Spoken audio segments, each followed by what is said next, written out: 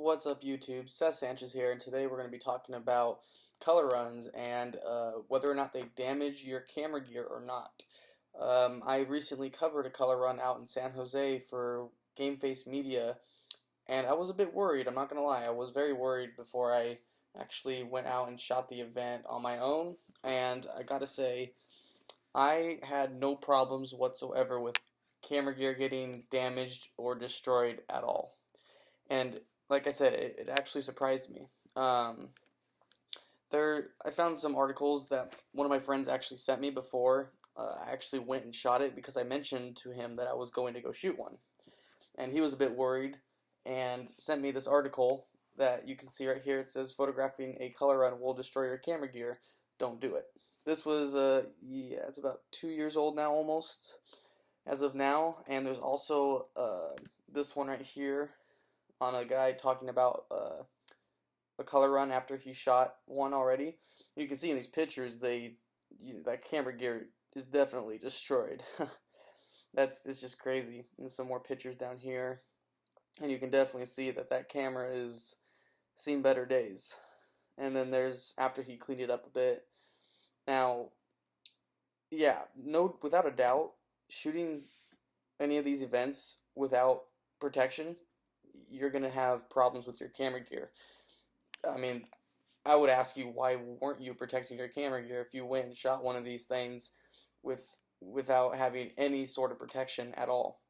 Because this stuff's going to happen. You're going to, all the color and the dust, it's going to sneak its way inside of your camera lenses and your sensors and can really mess it up. So if you're going to cover any of these type of events or just go shoot it for fun, I highly recommend protecting your camera gear. I've seen people use trash bags and cheaper do-it-yourself kind of things, and that's fine. Personally, if I am to do any of these, I would use the Think Tank hydrophobias or any other professional brand because that's the safest way you can go about it. And then not only that, but I would also recommend getting a high-end filter to put in the front of your lens to protect it so that nothing can get inside. Because I was using, what was I using? I had two cameras. I had two 1DXs and a 1635 and a 7200, and both of them were wrapped up with the Hydrophobia Think Tank for the 70 to 200 size. And I had two B plus W regular filters on the front. Those are about $75 to $85 a piece. Those are higher end filters to protect the front element. And on top of that, I used gaffer tape on the front part that wraps around on your lens hoods for the hydrophobias. Because even when you grip it and wrap it around to lock it in place so that the front element is protected, or like the front part of the hydrophobia is like wrapped around the lens hood, it's still a bit loose and it can easily fall off when you're running around all day. So the best way to make sure that doesn't move is to just gaffer tape it.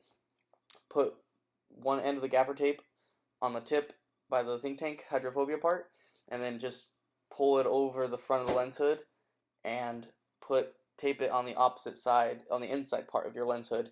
Just put it on there all the way around, just piece after piece of gaffer tape. That way the dust won't sneak its way inside the top part by your lens hood. I don't know if any of you guys own the hydrophobias or not. I'm actually going to do a video pretty soon reviewing that product.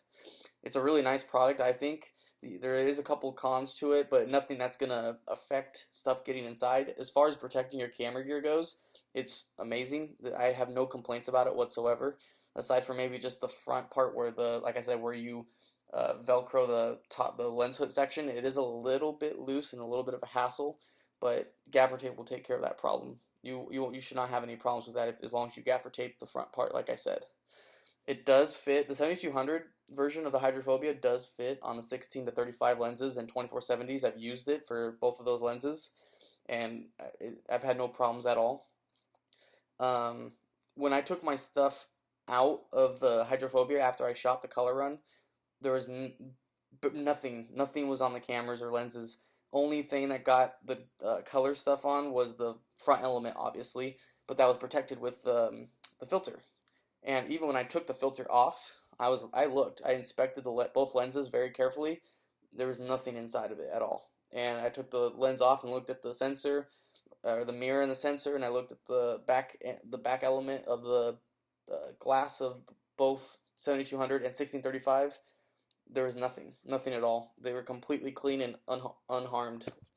And so if you're gonna do these events, I highly recommend getting a hydrophobia think tank. They are a bit pricier, but it's well worth it. And in case you guys were also wondering, I did indeed get way in there with those color runs. I was in the photo bomb, or the not photo bombs. What do you call those? Color bombs. I was on the stage while a bunch were going off, and as you can see in these photographs, I was definitely in there. The guy had a, what do you call those? What do you think right now? I'm so tired. He had a one of those reef blower things and just was shooting it, all the color stuff out at people, and I was right next to him, and he got it on me. It got all over the hydrophobia, but nothing got inside the camera, inside the hydrophobia at all. And it was so much fun. So, like I said, if you're going to be doing this, protect your gear, because if you don't, then yeah, this stuff right here is going to obviously happen, and you don't want that to happen. It's going to mess up your stuff, and oh my god, just looking at this picture just drives me insane to have all those little, corners and stuff, have all that messed up and just mess up your gear in general. That's just awful. No one wants that to happen to them.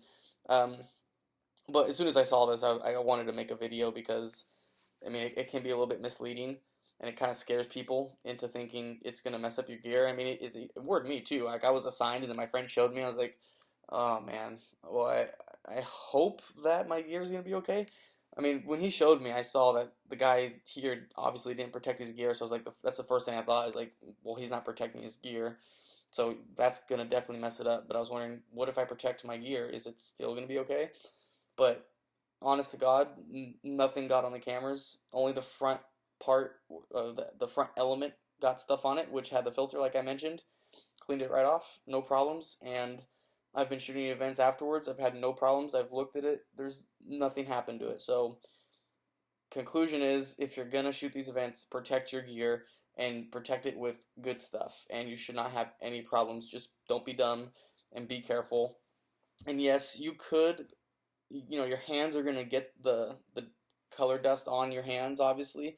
So, I mean, when I was shooting the event, I was just trying to avoid having my hands get near it. So I like try to keep my hands in my pocket, or just kind of like keep them like under, like, just fold my arms, just crisscross my arms, and if I got stuff on it, I just wipe it off before putting my hands through the camera, and I honestly, nothing got inside. I was really shocked, but hope this video cleared some of that up with you guys, and as always, if you have any questions, just leave it in the comments below, and I will catch you guys later.